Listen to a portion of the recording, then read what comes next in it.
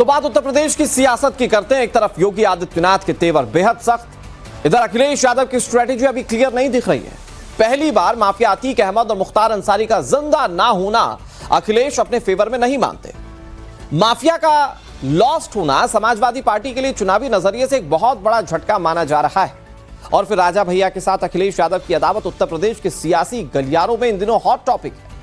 कुंडा में कुंडी वाला विवाद इतना ज्यादा गहरा चुका है कि राजा भैया पंगा खत्म करने के मूड में नहीं दिख रहे हैं। बीजेपी के पूर्व सांसद बृजभूषण शरण सिंह भी समाजवादी पार्टी के लिए खतरे की घंटी बजा सकते हैं। एक तरह से कहें तो 4 लोगों की अखिलेश से दूरी 2070 में सेटबैक अखिलेश यादव के लिए हो सकती है। रिपोर्ट आप देखिए।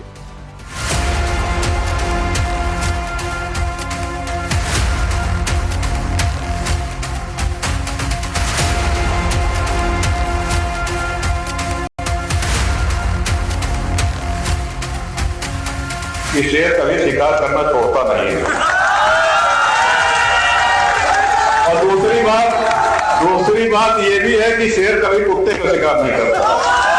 न बूढ़ा हुआ हो न रिटायर हुआ हो, पहले जितना आपके ग्रुप में रहता था उससे दूना आपके ग्रुप में रहूंगा, आपके सुख के साथ रहूंगा। ये अतीक अहमद किसकी देन है? ये मुख्तार अंसारी किसकी देन था?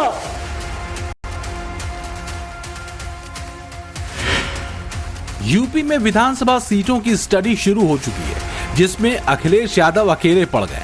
न तो अतीक अहमद का साथ है, न ही मुख्तार अंसारी का हाथ। अभय सिंह, राजा भैया और बृजभूषण शरण सिंह भी अखिलेश के लिए खतरे की घंटी की तरह है। और बताओ कुंडा के लोगों, यहाँ पर जो लगातार जीत रहे हैं उनके लिए कुंडी लगाओगे कि नहीं लगाओगे?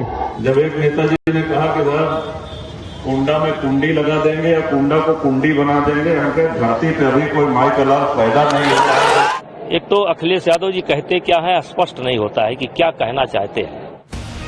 अतीक अहमद प्रयागराज में समाजवादी पार्टी की राजनीति का एनर्जी का सोर्स था, तो मुख्तार अंसारी गाजीपुर में चुनावी नैया पार लगाता था। मगर अब अखिलेश इन दोनों ही माफियाओं के बगैर 2027 के सियासी समर में उतरेंगे। सवाल है कि क्या वाकई इनकी कमी अखिलेश को खलेगी?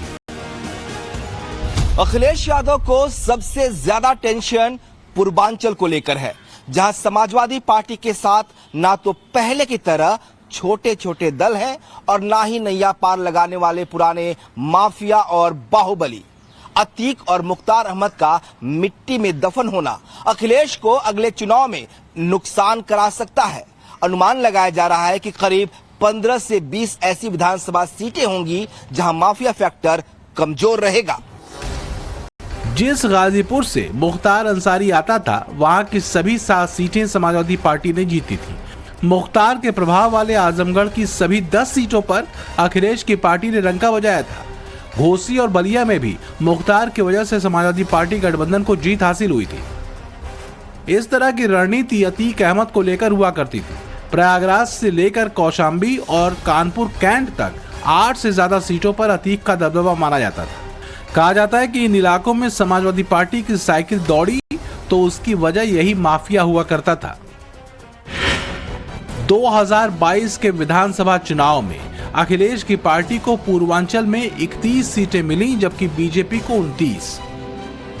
तब माफिया अतीक और मुख्तार जिंदा थे, वो जेल से ही चुनावी खेल का मादा रखते थे। लेकिन अब योगी मुस्तैद हैं। माफिया मिट्टी में मिले तो उनके करीबियों की सियासी जड़ें भी हिलाने में जुट गए और इसी के तहत माफियाओं से अखिलेश का गठजोड़ बताकर हमलावर है। अतीक अहमद किसकी देन है? ये मुख्तार अंसारी किसकी देन था? एक खान मुबारक किसकी देन था? आप मुझे बताओ। मैं आपसे कहने के लिए आया, यही कहने के लिए आया हूं। कृष्णानंद राय की हत्या, भारतीय जनता पार्टी के विधायक की हत्या सरेआम गाजीपुर जनपद के अंदर की गई थी। जब कृष्णानंद राय की हत्या हुई थी, बहनों और भाइयों, जब कृष्णानंद राय की हत्या हुई थी, उनके साथ रमेश पटेल भी थे, रमेश यादव भी थे और ऐसे अन्य लोग थे जो कृष्णानंद राय के साथ ही जिनको गोलियों से इस माफिया ने भून डाला था। लेकिन बहनों और भाइयों, समाजवादी पार्टी की सरकार थी, कुछ भी कार्रवाई नहीं हुई। अखिलेश के पास माफिया अतीक अहमद का ऐसा कोई विकल्प नहीं जो प्रयागराज इलाके में वोटों को एकमुश्त समाजवादी पार्टी को दिला सके। पूजा पाल के प्रकरण ने अखिलेश की कलई खोल दी। पीडीए पर भरोसा करने वाले अखिलेश को एहसास हो चला है कि पूर्वांचल का वोट इस बार बिखर सकता है, क्योंकि माफियाओं के पीड़ित समाजवादी पार्टी का साथ छोड़ने लगे।